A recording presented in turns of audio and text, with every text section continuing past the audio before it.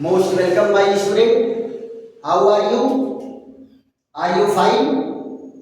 स्वस्थ हैं, मस्त हैं। चलिए, स्वस्थ रहने के लिए और मस्त रहने के लिए मेरे तरफ से भी ढेर सारा आशीर्वाद है ना। और एंजॉय ले लेकर के बेटा विज्ञान पढ़ने की जरूरत है। खेल खेल में विज्ञान पढ़ने की जरूरत है। नो टेंशन, कोई टेंशन लेने की जरूरत नहीं है। विज्ञान क्या है? एंजॉय पूर्वक पढ़ने की ही विषय है। एंजॉय के साथ इसको पढ़ना चाहिए। देखो बेटा, आज का हम लोगों का बेहतरीन टॉपिक है। टॉपिक क्या है बेटा? श्वसन तंत्र। पिछले वीडियो में आप लोगों को पाचन तंत्र के बारे में मैं पढ़ाया था और पाचन तंत्र के बारे में 4-5 वीडियो में आपको बेहतरीन जो है टॉपिक दिए गए हैं। वैसे श्वसन तंत्र भी है। 2-3 वीडियो से ज़्यादा ये भी लगने वाला नहीं है, लेकिन आशा आप लोगों को रहेगी कि आपको श्वसन से संबंधित सारी चीज़ों की जानकारी मिल जाए। देखो यह नाम क्या रखा है? श्वसन तंत्र। तंत्र मतलब क्या होता है? ये अंग तंत्र है। श्वसन तंत्र का मतलब क्या हो गया?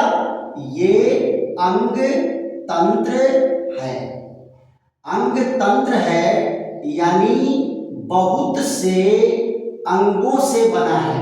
बहुत से अंगों से बना है। बहुत से अंगों से बना है अंग तंत्र। और सारे अंग मिल करके बेटा एक साथ काम करते हैं और किसी एक ही कार्य को संपन्न करते हैं, है? देखो बेटा, आपको मैं बताया था कि हमारे शरीर में होने वाली जो जैविक क्रियाएं हैं उसमें 2 क्रियाएं होती हैं। एक तो एनाबॉलिक प्रोसेस होता है जिसमें छोटे छोटे अणु जुड़ करके बड़े अणु का निर्माण करते हैं। एक कैटाबॉलिक प्रोसेस होता है जिसको अपचय क्रिया कहते हैं, जिसमें बड़े बड़े अणुओं को तोड़ा जाता है। तो श्वसन क्या है बेटा? श्वसन एक क्या है? अपचय क्रिया है। कैसी क्रिया है? अपचय क्रिया है। अपचय क्रिया का मतलब क्या होता है बेटा? कैटाबोलिक प्रोसेस है। Catabolic process. कैटाबोलिक प्रोसेस है यानी क्या होगा इसमें? बड़े अणु क्या होगा कैटाबोलिक में? बड़े अणु क्या किए जाते हैं? छोटे अणुओं में, बड़े अणु छोटे अणुओं में तोड़े जाते हैं। तोड़े जाते हैं। बड़े अणु क्या होते हैं बेटा? छोटे अणुओं में तोड़े जाते हैं। क्लियर? अब आप जरा देखो, श्वसन की क्रिया में होता क्या है? ये ग्लूकोज का अणु है, बड़ा ग्लूकोज का अणु है। इसमें ऑक्सीजन की सहायता से इसको क्या करते हैं? तोड़ा जाता है। किसमें? कार्बन डाइऑक्साइड में। और किसमें तोड़ा जाता है? पानी में। और इसमें निकलती क्या है? ऊर्जा। क्या निकलती है? ऊर्जा। और ये ऊर्जा क्या होगी? एटीपी के रूप में पैक हो जाती है। अब आप जरा देखो बेटा, इस क्रिया में, इस श्वसन में ऑक्सीजन भाग लिया है, इसलिए हम लोगों की शरीर में कैसा श्वसन होता है? ऑक्सी श्वसन होता है। कैसा श्वसन होता है? Aerobic respiration. एरोबिक रेस्पिरेशन यानी वायवीय श्वसन होता है। कैसा श्वसन होता है? ऑक्सी श्वसन होता है यानी ऑक्सीजन की जरूरत पड़ती है। ऑक्सी श्वसन होता है, राइट? तो यहां पर देखो बेटा, श्वसन 2 तरीके से होता है, ऑक्सी श्वसन और अनाक्सी श्वसन। ऑक्सी श्वसन और अनाक्सी श्वसन। तो यहां देखिए हम लोग क्या चर्चा करेंगे? श्वसन के प्रकार। श्वसन के प्रकार। श्वसन के प्रकार क्या है? इसको अंग्रेजी में क्या कहेंगे? Kinds of respiration. Kinds of respiration, ये काइंड्स ऑफ रेस्पिरेशन यानी श्वसन के प्रकार। यहां देखो क्या है, पहला क्या होता है, अनाक्षी श्वसन, अनाक्षी श्वसन, अनाक्षी श्वसन। अनाक्षी श्वसन में क्या है, ऑक्सीजन भाग नहीं लेता, ऑक्सीजन भाग नहीं लेगा, यानी इस श्वसन में ऑक्सीजन की कोई जरूरत नहीं है, ऑक्सीजन का कोई लेना देना नहीं है। तो ये श्वसन कहाँ पाया जाता है, जीवाणुओं में। कहाँ पाया जाएगा, जीवाणुओं में। और कहाँ पाया जाएगा, ईस्ट में। ईस्ट यानी क्या है, कवक है। ईस्ट क्या है, कवक है ना। और ये कहाँ पाया जाएगा, कोशिका के जीव द्रव्य में, कोशिका के जीव द्रव्य में, कोशिका के जीव द्रव्य में ये अनाक्षी श्वसन की क्रिया होगी, है ना। यहां देखो बेटा, आक्षी श्वसन, आक्षी श्वसन, दूसरा श्वसन क्या है, आक्षी श्वसन। आक्षी श्वसन में क्या होगा, ऑक्सीजन आवश्यक है, यानी ऑक्सीजन नहीं रहेगा तो ये श्वसन नहीं होगा, ऑक्सीजन आवश्यक है। क्या है, यहां देखो, सभी यूकैरियोटिक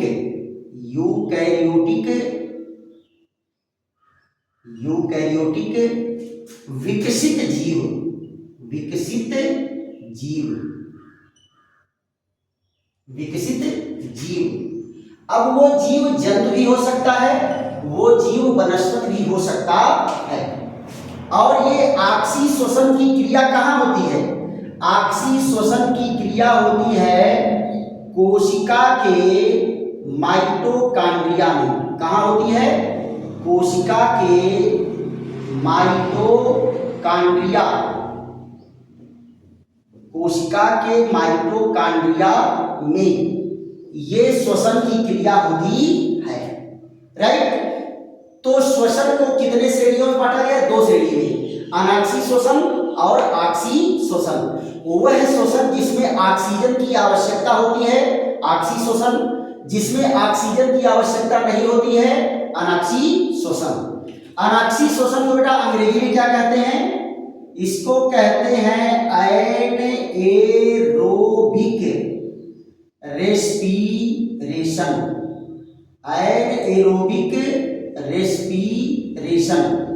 और ये क्या है बेटा, ये है एरोबिक रेस्पिरेशन, एरोबिक रेस्पिरेशन, है ना।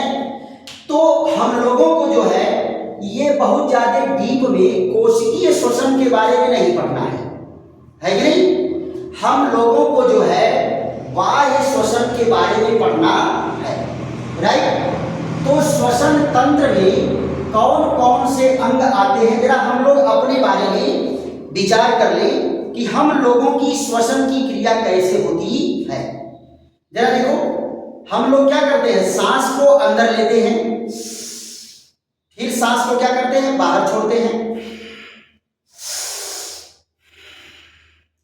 इसको क्या कहते हैं, सांसों का अंदर जाना और सांसों का बाहर आना, ये क्या कहलाता है, इसको कहते हैं श्वासोच्छ्वास।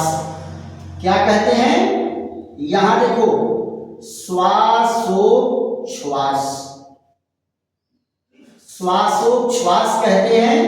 और अंग्रेजी में इसी को कहते हैं बेटा ब्रीदिंग। क्या कहते हैं, ब्रीदिंग, है ना।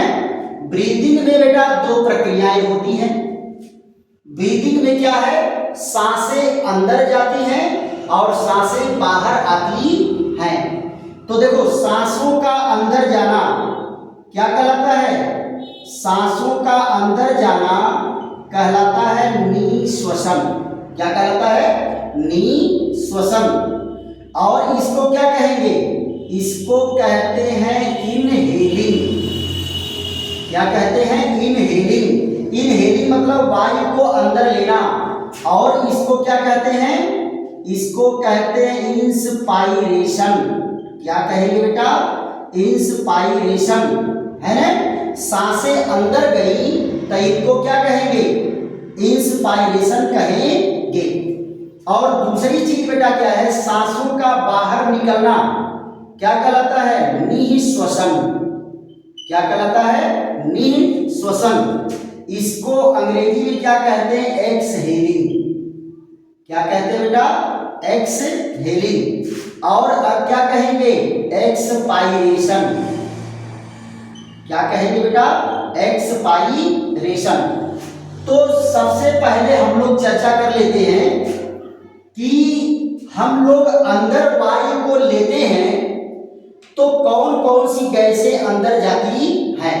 तो अब जरा देखो बेटा, मोटा मोटा हिसाब ये है कि जो हमारे वायु में गैसें होंगी वही गैसें तो हम लोग सांस लेंगे कि अलग से कहीं जाएंगे ले आने के लिए। तो हमारे चारों ओर जो है उसी से हम सांस लेंगे। तो हमारे चारों ओर गैसों का संगठन क्या है? नाइट्रोजन है 78%, है ना? और ऑक्सीजन है कितना? ऑक्सीजन है 21%। और यहाँ पर कार्बन डाइऑक्साइड कितना है? कार्बन डाइऑक्साइड है 0.03%। और अदर गैसें क्या होती हैं? 1% अदर गैसें भी होती हैं। अब देखो, जो वायु बाहर आ रही है सांस से, जो बाहर निकल रही है उसमें कुछ तो गड़बड़ घोटाला हुआ होगा, कुछ न कुछ तो कमी बेसी हुई होगी। तो आप देखिए क्या कमी होती है। नाइट्रोजन का बेटा हमारे शरीर में कोई यूज नहीं होता। नाइट्रोजन हमारे शरीर में अंदर प्रवेश नहीं करता। प्रवेश करेगा लेकिन क्या कहते हैं उसको, कोशिकाओं तक नहीं पहुंचता। फेफड़े में उसका अवशोषण नहीं होता। जैसे अंदर जाता है उसी रूप में बाहर आ जाता है। राइट? तो यहां देखो 78% नाइट्रोजन गई, 78% नाइट्रोजन बाहर गई। ऑक्सीजन को जरा देखो, ऑक्सीजन को क्या कहेंगे? ऑक्सीजन का यहां पर परसेंटेज घट जाता है। बाहर आने वाले में ऑक्सीजन कितना है? 17%। कार्बन डाइऑक्साइड की मात्रा बढ़ जाती है, कितना? 4% जाता है। और जो अदर गैसें हैं वो 1% रहती है। यानी टोटल खेला कहां हुआ है? ऑक्सीजन और कार्बन डाइऑक्साइड के बीच में हुआ है। 21% से ऑक्सीजन घट के 17% हो गया। अब कार्बन डाइऑक्साइड बेटा ये 1% भी नहीं है। 1% का कितना है? 100 में से 30 हिस्सा, 100 हिस्सा 30 हिस्सा, है ना? 30/100 पार्ट जो है ये रहता है। और यहां से बढ़ करके कितना हो गया? 4%। और यहां भी कोई परिवर्तन नहीं होता है। तो ये अंदर जाने वाली गैसों की कहानी है और बाहर आने वाली गैसों की कहानी है। अच्छा ये बताओ बेटा, जो श्वसन हम लोग करते हैं, बहुत सारे बच्चों को एक कंफ्यूजन है। आज वो कंफ्यूजन निकल जाना चाहिए। देखो बेटा, आप लोग क्या सोचते हो कि जब हम लोग सांस लेते हैं, जब सांस लेते हैं तो फेफड़ा फूलता है, और जब हम लोग सांस छोड़ते हैं तो फेफड़ा पचकता है। यानी कहने का मतलब है कि अगर हमारे सांस लेने से फेफड़ा फूलता और हमारे सांस छोड़ने से फेफड़ा फूलता, तो इसका मतलब ये क्रिया क्या है? ऐच्छिक क्रिया है। कैसी क्रिया है? ऐच्छिक क्रिया है, जो हमारी इच्छाओं पर निर्भर करता है। हमारी इच्छाओं पर निर्भर करता है। डिपेंड्स आवर विल, हमारी इच्छाओं पर निर्भर करता है। लेकिन आप जरा ये बताओ, इतने स्टूडेंट बैठे हैं, इनमें से हम लोग लगभग जो है आधे घंटे से पढ़ रहे हैं। जरा बताओ भैया, तुम कितनी बार सांस लिए हो? याद है तुमको कितनी बार सांस लिए हो आधे घंटे में? अब गुणा नहीं लगाना है कि एक बार में 16 बार सांस लिए तो 30 मिनट में, 1 मिनट में 16 बार तो 30 से गुणा करो, ऐसा नहीं कुछ करना है। आपको मैं पूछ रहा हूं क्या याद है कि कितनी बार सांस लिए हैं? आप कहोगे नहीं, तो फिर आपकी इच्छाओं पर सांसों का आना जाना नहीं है। सांसों का आना जाना लोग क्या कहते हैं? ईश्वर के ऊपर है। भगवान जितनी ससिया दिया है उतने रहेगा, उसमें घटने बढ़ने वाला नहीं है। यानी ससिया जो है भगवान दिया हुआ है। तो यहां देखो बेटा, सांसें हमारी जो होती हैं अपने आप चलती हैं, यानी फेफड़ा पहले फूलता है और फिर सांसें बाद में जाती हैं। चलिए हम लोग जो है इनहेलिंग और एक्सहेलिंग पर आज चर्चा कर लेते हैं कि कैसे सांसें अंदर जाती हैं और कैसे सांसें बाहर आती हैं। क्लियर? जरा इसको नोट करिए, तो स्क्रीनशॉट ले लीजिए। देखो बेटा, फेफड़े की बनावट पर हम चर्चा कर लेते हैं और फिर चर्चा कर लेते हैं इस पर कि हमारी सांसें कैसे चलती हैं। अच्छा ये बताओ बेटा, हमारा जो अंदर यहाँ जो मेन सीपीयू है ना, मेन प्रोसेसिंग यूनिट क्या है, जिसको मुख्य बॉडी कहते हैं। क्या कहते हैं? मुख्य बॉडी। ये वाला बेटा, ये हम लोगों की मेन बॉडी ये है, ये यहाँ तक का जो है ये मेन बॉडी है। बाकी सब हेल्पिंग ऑर्गन्स हैं, सब सहायक अंग हैं। हाथ सहायक अंग है, पैर भी सहायक अंग है ना? मुख्य अंग कौन है? ये है। यहाँ से लेकर के यही बेटा अंदर में दुतल्ला मकान है। क्या है? दुतल्ला मकान है। यही से बीच में से डिवाइड है और इसको डिवाइड करने वाला काम कौन किया है? डायफ्राम किया है। इसको कौन डिवाइड किया है? डायफ्राम डिवाइड किया है। इसी पर हम लोगों की चर्चा चलेगी। आप जरा ध्यान दो बेटा, ये है श्वास नली। क्या है? श्वास नली, जिसको हम लोग कहते हैं ट्रैकिया। क्या कहते हैं बेटा? ट्रैकिया कहते हैं। ये श्वास नली आगे जाकर के 2 पार्ट में डिवाइड हो जाती है। कितने पार्ट में डिवाइड हो जाती है? 2 पार्ट में डिवाइड हो जाती है। यहां फिर उसके बाद जो है फेफड़ा क्या होता है? लेफ्ट साइड में फेफड़ा और फिर राइट साइड में फेफड़ा। इस तरह से इनका डिवीजन होता है। ये इस तरह से इनका देखो क्या है? लेफ्ट साइड और ये क्या है? Right side. ये देखिए, ये लेफ्ट साइड वाला इधर वाला फेफड़ा जो है ये 3 पार्ट में डिवाइड होता है और ये वाला फेफड़ा जो है 2 पार्ट में डिवाइड होता है।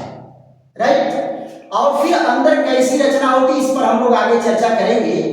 बस केवल बाहर से आप देख लिए, केवल ये आपको बताना है कि सांसें कैसे अंदर बाहर आती जाती हैं। सांसें कैसे अंदर बाहर आती जाती, इस पर केवल हमें चर्चा करना है। देखो बेटा, ये बीच में जो है ये डिवाइड है, ये डायफ्राम है। डायफ्राम कैसा होता है? Dome shape. डोम शेप मतलब जैसे मंदिर का गुंबद होता है उस तरह से इसकी रचना होती है। और यहां पर जरा देखो, ये पसलियां हैं। पसलियों को इनको जब काटेंगे तो इस तरह से ये दिखेंगी। कितनी जोड़ी पसलियां होती बेटा? 12 जोड़ी पसलियां होती हैं। तो 1 2 3 4 5 6 7 8 9 10 और 2 पसलियां जो होती बेटा फ्लोटिंग बोन होती हैं। क्या होती हैं? फ्लोटिंग बोन होती हैं। यहां भी जरा देख लो, पसलियां इधर से जब तक पसलियों को हटाएंगे नहीं तब तक ये फेफड़ा दिखेगा नहीं, क्योंकि फेफड़ा बेटा बहुत कमजोर होता है। इसकी सुरक्षा के लिए ही पसलियों का जो है जाल फैला होता है। 1 2 3 4 5 6 7 8 9 10। आइए देखो, 2 जो है फ्लोटिंग बोन है। तो यहां देखो, इनसे जुड़ी रहती हैं पेशियां।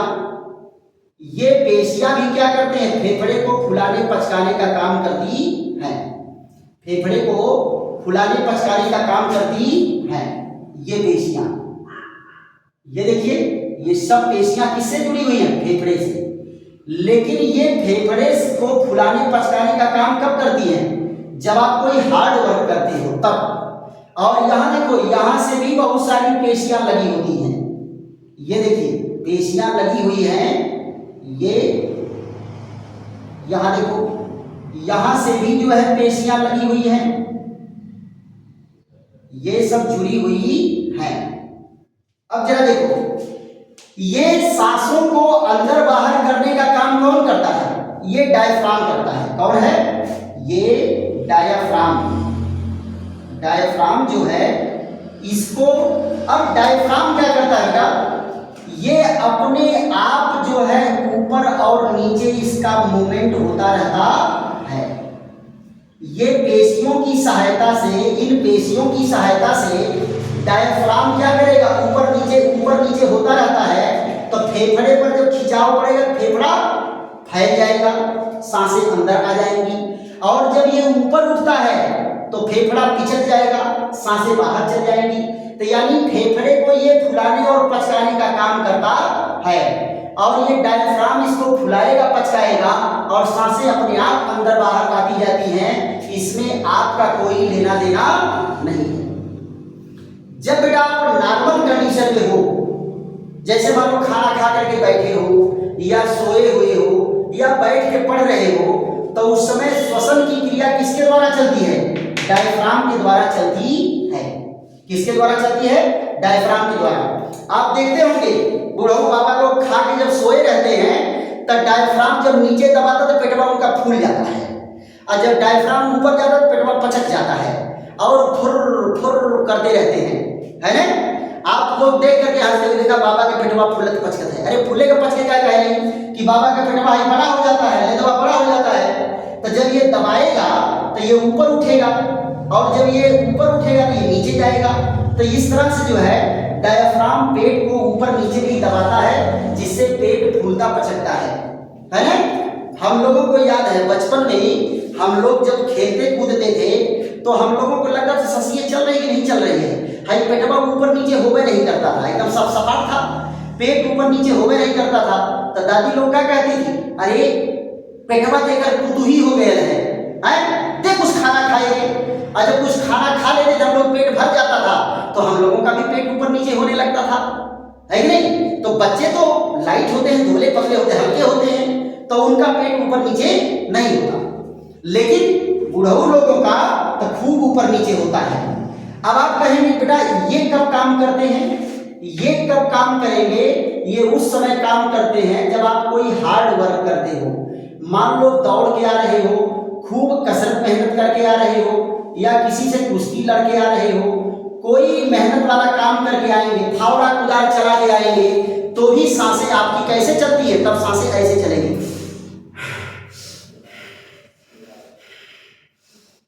यानी अब सांसों को चलाने के लिए डायफ्राम भी ऊपर नीचे हो रहा है और ये पसलियां भी फूल पचक रही हैं, और ये दोनों मिल करके, क्यों? क्योंकि तब आपको ज्यादा सांस की जरूरत होती है, ज्यादा वायु की जरूरत होती है, ज्यादा ऑक्सीजन की जरूरत होती है। इसलिए एक्टिव रेस्पिरेशन में ये दोनों पेशियां भाग लेती हैं।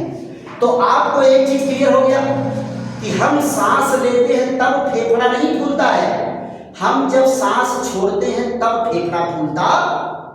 जब सांस हम लोगों का क्या करेंगे? हम लोग सांस लेंगे तो फेफड़ा नहीं फूलेगा, सांस छोड़ेंगे तब नहीं फेफड़ा पचकेगा।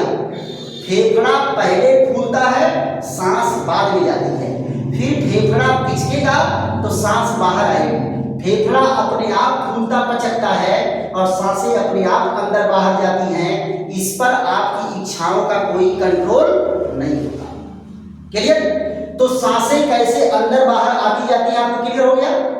इसके आगे बेटा अगले वीडियो में हमारी आपकी चर्चा चलेगी, और ये स्ट्रक्चर एक बार और बना करके खूब बढ़िया से आपको समझा देंगे, और कैसे गैसों का विनिमय होता है, कैसे ब्लड उसको एब्जॉर्ब करके कोशिकाओं में ले जाता है, कोशिकाओं में कैसे कोशिकीय शोषण होता है, हल्की फुल्की चर्चा उस पर हम कर लेंगे। तो ये भी मान के चलो बेटा कि 3 वीडियो से 4 वीडियो, इससे ज्यादा लगने वाला नहीं है।